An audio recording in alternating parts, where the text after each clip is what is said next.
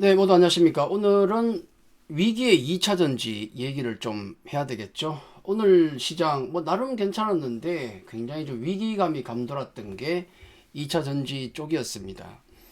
삼성 SDI가 대규모 유증을 발표하면서 휘청했는데요. 자, 거기에 대한 얘기를 하죠. 우선 제가 여러분께 꼭 드리고 싶은 말씀 중에 하나는 먼저 뭐냐면 저는 엔지니어가 아닙니다. 여러분은 지금 2차 전지 전기차 캐즘이라고 하는데 이 캐즘이 언제쯤 끝날지 여러분 아십니까?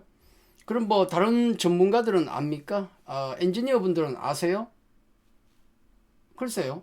아니면 저기 삼성 SDI 뭐 관계자분들, LG 에너지솔루션 관계자 아십니까? 잘 모르잖아요. 자, 2023년 여름에 그렇게 고래고래 주가 계속 간다고 부르짖던 사람들 다 어디 갔습니까? 그렇죠. 믿을 거는 아무도 없어요. 나밖에 없어. 스스로를 보호해야죠. 그죠? 자, 그 말씀을 드리면서 오늘 얘기를 좀 이어가겠습니다. 되도록이면 우리가 객관적으로 좀 보자는 얘기예요. 자, 오늘 유상증자를 삼성 SDI가 발표했어요. 2조 원 규모의 유상증자가 되겠고 한 주당 신주 배정 주식수가 0.1414 뭐 그럽니다. 그래서 어, 주가적인 측면에서 이 정도면은 한 오늘 10% 정도 빠져도 별 할 말은 없는 정도 수준이었어요. 근데 일단 시장은 마이너스 6% 정도로 끝났습니다. 그 정도로 마무리를 했고 생각보다 어떻게 보면 선방했다라고 볼 수 있는데 그렇진 않아요. 왜냐하면 그동안 워낙 많이 빠졌기 때문에. 근데 재밌는 게 뭐냐면 수급을 보시면 외국인들이야 단기니까 그래 좀 팔 수도 있지 늘 그랬으니까 50만 주 100만 주 샀다가 또 바로 팔았다가 그러지 않습니까? 근데 기관을 보면 대규모 유증 발표를 했음에도 불구하고 기관은 오늘 4만 주밖에 안 팔았어요. 뭐야? 보통 이런 거 나오면 한 4, 50만 주 바로 나옵니다. 그죠?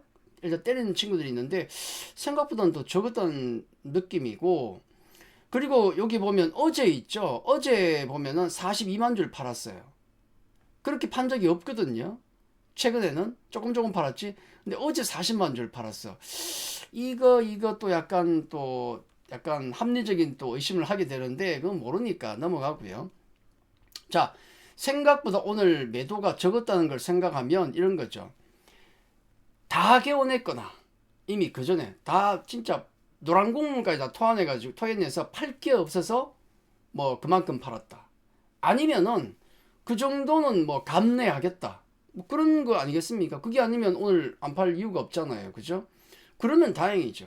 근데 사실 유상증자는 그 전에도 몇 번 루머가 나왔지 않습니까? 아시잖아요. 그죠? 아마 급락이 나오던 때를 보면 이런 구간에 아마 나왔을 겁니다. 이미 우리 아시는 분 아시고, 아는 게 아니고 루머는 있다는 거예요. 루머는. 그러니까 이거 할 수도 있는 거 아닌가 이 생각 다 갖고 있죠. 그러면 이 종목은 그런 걸 들으신 분들은 매매를 안 하겠지. 아예 그죠? 저도 관심이 없고, 왜냐면 유종에 아니 뗀 굴뚝에 연기가 날까 뭔가 있었으니까 그런 소문이 루머가 있었겠죠. 그러니까 이게 오늘 나온 게 아니고 그동안 꾸준히 그런 루머는 있어 왔다. 네, 그렇게 보시면 돼요. 그래서 다 팔 게 없을 정도로 다 깨워냈거나 감내하겠다는 것이나 아니면 알고 있었는데 이런 정도면 주가는 더 안 빠지겠지요. 사실 더 빠지면 좀 곤란한 자리에 와 있습니다. 더 안 빠지겠지, 그죠? 근데 문제는 뭐냐면 우리 객관적으로 말씀드리는 겁니다.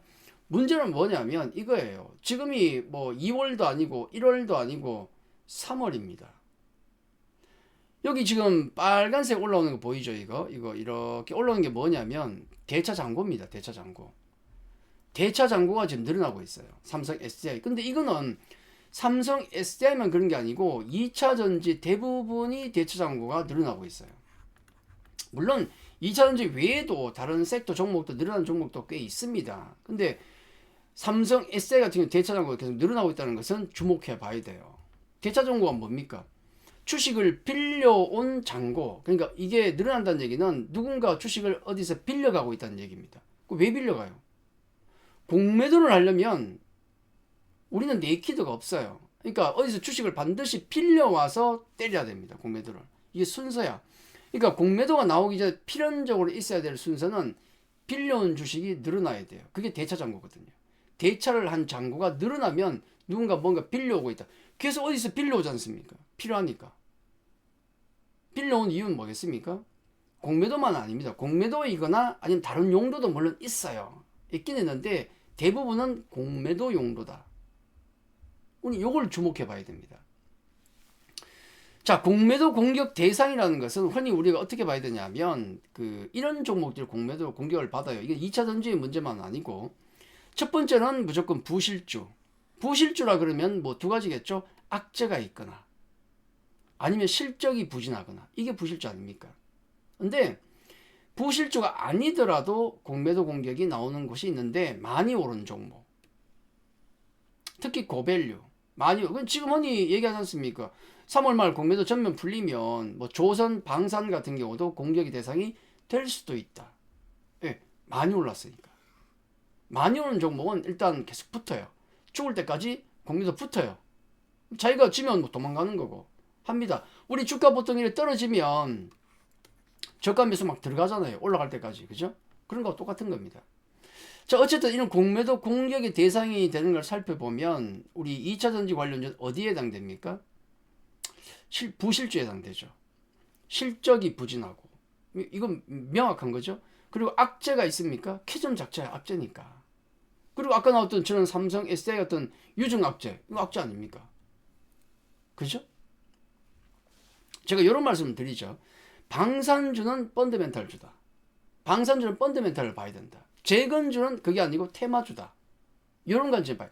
방산주는 언제 팔아야 됩니까? 펀더멘탈이 깨질 때. 재건주는 언제 팔아야 돼요? 기세가 죽었을 때. 테마주니까. 2차 전지주는 펀더멘탈주입니다. 그렇죠. 전고체는 뭐예요? 테마주입니다. 테마주. 이건 펀더멘탈주가 아니고. 전고체는 아무리 빨라도 2027년 정도 되면 일부 채택이 될 겁니다. 그리고 전고체가 진짜 펀더멘탈주가 돼가지고 실적이 제대로 나는 대량 생산체에 들어가기 위해서는 대부분 다 그런 얘기예요. 2030년 정도는 돼야 된다. 맞지요? 그럼 지금은 테마주예요. 로봇주는 뭡니까? 우리 로봇주를 펀더멘탈주라고 얘기합니까? 아니죠. 로봇이 대량 생산 들어가기 위해서는 이것도 거의 2030년 돼야 돼요. 7년, 8년 과정을 거치면서 시운전이 되고 가정까지 들어가고 대량 생산 되려고 그러면 로봇도 2030년은 돼야 된다고요. 로봇주도 지금 실적 하나도 안 나죠. 전고체 실적 하나도 안 나죠. 테마주입니다. 테마주는 그냥 기세로도 갈 수 있어요.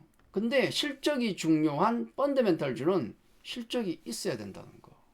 2차 전지주는 테마주가 아닙니다. 이거 펀더멘탈주입니다. 이게 깨지면 안 돼요.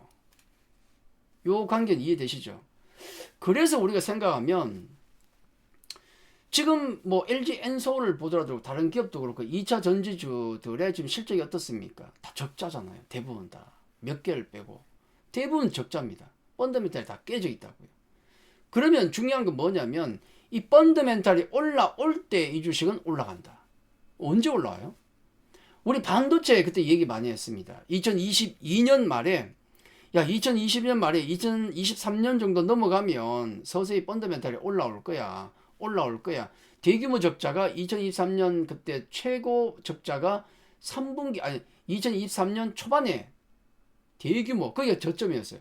그 저점 이후에 적자 규모가 줄어드는 걸 보면서 주가가 쫙 올라갔거든요. 그걸 봐야 돼요. 여기도. 지금 일각에서는 그런 얘기도 합니다. 이번 1, 4분기 실적도 엉망일 거다. 아마 지난 4분기보다 더 안 좋을 거야. 곧 3월 지나면 바로 실적 시즌 아닙니까, 여러분? 맞죠? 실적에 대한 걱정이 커져요. 근데 지금 예상은 1, 4분기 실적도 2차 전지가 무지하게 안 좋을 거다. 4분기보다 안 좋을 거라고 생각을 합니다. 많이 얘기를 해요. 근데 이거는 우리가 알고 있으면 괜찮지. 알고 있거든요. 그리고 또 하나 중요한 게 그 1, 4분기가 그리고 저점일 수가 있다. 요런 컨센서가 있긴 있어요. 이게 맞다면 지금의 하락은 두렵지가 않습니다. 그죠? 강력한 턴으로 나올 수 있으니까. 근데 그걸 누가 보장하냐고요. 가봐야 알지. 자, 요거는 LG 에너지 솔루션, LG 엔솔의 지금 실적 추정치입니다. 증권가에서 영업 이익을 보시면은 자, 2024년 12월 이거 쇼크 나왔죠. 엄청난 적자를 기록했습니다. 지금 예상은 1, 4분기는 흑자가 나오는 걸로 예상을 하고 있어요. 지금 흑전 예상. 그리고 2, 4분기 3천억, 그 다음에 5천억, 이런 식으로. 그러니까 지난 4분기 저점으로 해서 턴 어라운드가 나오는 걸로 돼 있어요. 다른 종목들도 뭐 비슷할 수도 있는 거고, 이런 분위기가 있는데 문제는 뭐냐면 나와 봐야 되는 거 아닙니까? 확인을 해야 돼요. 그러니까 확인되기 전까지는 시간이 얼마나 걸리겠습니까? 3월 말부터 해서 얼마가 걸려요? 보름 정도는 걸린다고요, 또. 그렇죠. 확인되기 전까지는 공매도 공격이 있을 가능성이 대단히 높다는 거예요. 지금 현재 위치가 그렇습니다. 여러분 보십시오. 지난번에 작년 8월에 그 인천 쪽에서 대규모 화재 사고 터져가지고 전기차 포비아라고 난리였죠. 그리고 그때부터 이미 전기차 보조금 폐지라고, 이거 뭐 사진 기억나시죠? 트럼프 당선 유력 그때부터 그랬습니다. 보조금 폐지, 뭐 지금 폐지하니 지금도 뭐 그러고 있는데, 그때부터 위기는 시작됐어요. 같은 위기입니다. 그때부터 공장 건립 계획 취소, 뭐 투자 정지, 그때부터 나온 거예요. 그러니까 이런 악재들은 지금도 진행형인데, 문제는 그거죠. 과연 저런 악재가 지속되고 있는데 지금 1, 4분기가 과연 저점일 것인가 확인되기 전까지는 우리는 누구도 모른다는 겁니다. 누구도 몰라요. 그래서 아무도 모르기 때문에 여러분을 지켜줄 것은 기계적인 매매밖에 없습니다. 내가 이 주식을 가지고 있다. 어떻게 해야 될까요? 저는 이렇게 말씀을 드립니다. LG 에너지솔루션이 명실상부한 대장주 맞죠. 이게 차트가 제일 좋은 게 있습니다. 지금 저는 그런 말씀 드렸지 않습니까?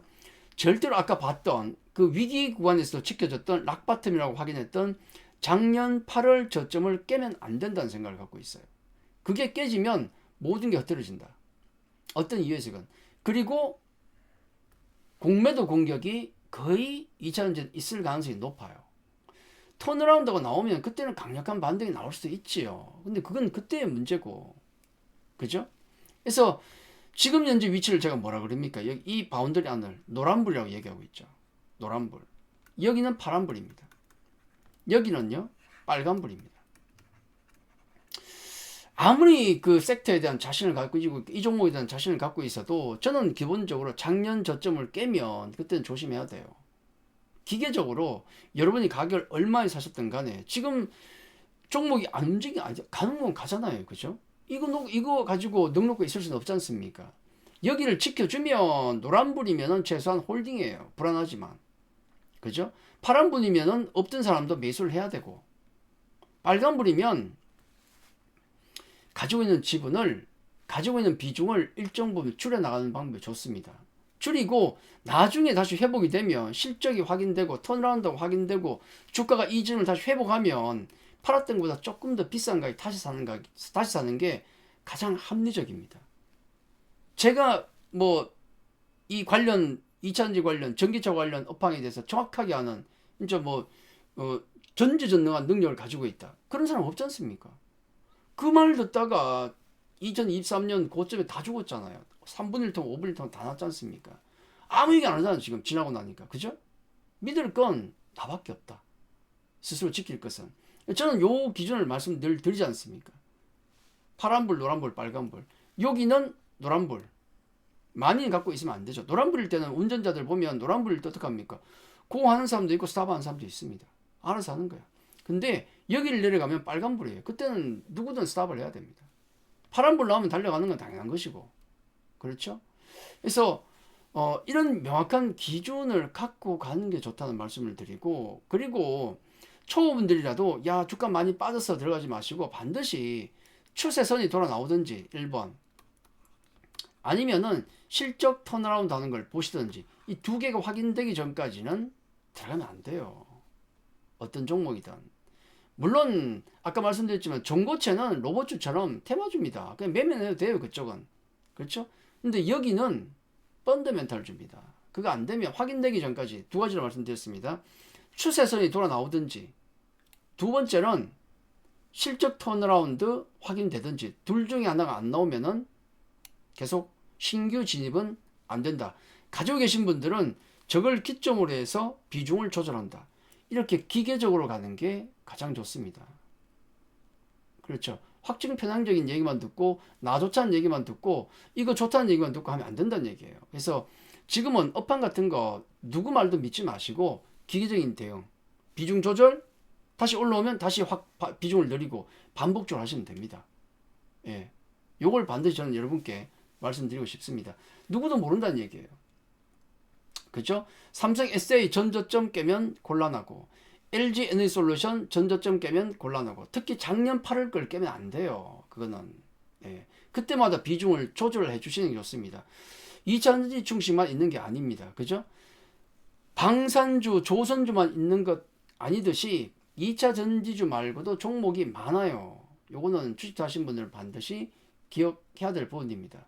그래서 저는 어디 편견 두지 않고 그렇다고 제가 2차 전지를 뭐 나쁘다 그렇게 얘기는 안 합니다. 다만 저도 턴어라운드 가능성을 높다라고 원래 보고 있어요. 다만 단기적으로 봤을 때 3월이지 않습니까? 자, 그런 걸 감안하면 기계적인 매매도 괜찮다. 지켜주면 고, 안 지켜주면 비중 좀 줄이고 다시 올라오면 비중 좀 늘리고 펀더멘털 턴어라운드 확인되면 더 실어주고 이걸 기계적으로 하셔야 돼요. 안 그러면 골로 갈 수 있다.